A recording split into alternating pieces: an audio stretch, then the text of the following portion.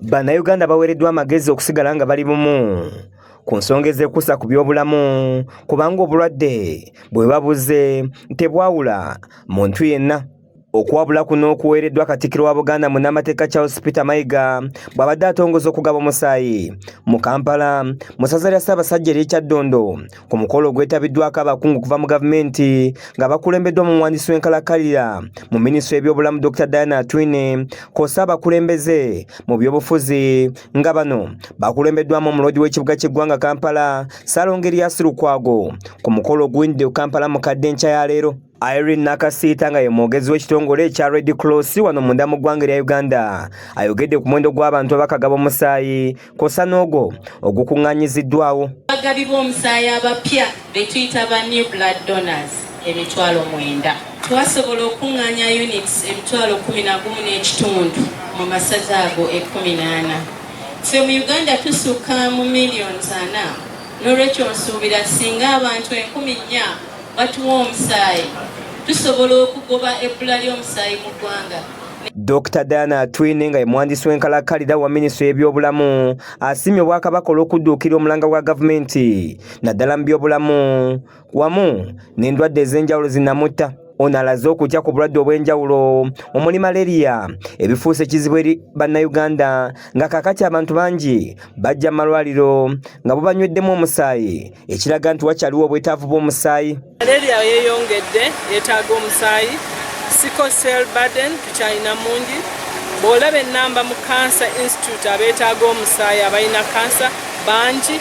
Lord Mayor w'ekibuga ky'eggwanga Kampala Ssaalongeriyasi Lukwago akwasiza Katikkiro alipoota eraga obubenje obuze bugwawo mu Kampala bw'agamba nti kaakati kumpi buli mwaka butta abantu bangi nga bwannyonnyola. Waliwo erimu miliyoni 4 ez'abantu buli mwaka tufiirwa abantu 4 road accidents.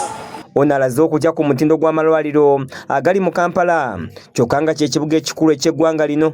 Ago bwe bagasumuusa ne gatuuka ku ddaala erya hospital era ne bagatutwalako kati ne tusigaza buno health center firi tulinga abeeyo mu kyalo.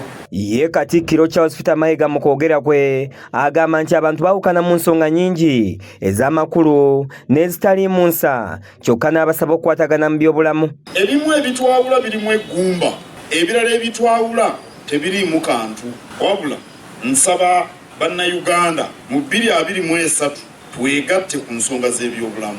Byobulamu bya bwenkanya bituyisa kyenkanyi. Awadde gavumenti amagezi okuzimba amalwaliro atesseemu eddagala kuba okuzimba ebizimbe ebinyirira nga temuli ddagala nakyo tekirina makulu. Obulamu bibeere ku mwanjo, amalwaliro gazimbibwe, amalwaliro gateekebwemu eddagala. Okuzimba ebizimbe ebitaliimu ddagala simanyi nnyo mugaso gwakyo.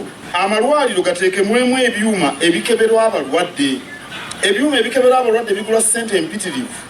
Era abantu bassekinnoomu batono nnyo abasobola okugula ebyuma ebyo. Ono agenze n'asaba gavumenti okusasula bulungi abasawo awamu n'okussa amaterekero g'omusaayi mu buli kitundu ky'eggwanga kubanga bangi abagwetaaga. Abasawo abamala batendekebwe, abasawo basasulwe bulungi. Twetaaga amaterekero g'omusaayi mu bitundu eby'enjawulo ebya Uganda. Amaterekero g'omusaayi mu bitundu eby'enjawulo ebya Uganda. Eri ewaffe ebuddwe waliyo abantu obukadde babumeka naye tewali tterekero lya musaayi nalimu. Kati abaayo bakola batya? Kiza Peter yakusakidde eggulire lino ku lwa KSTV agaleero.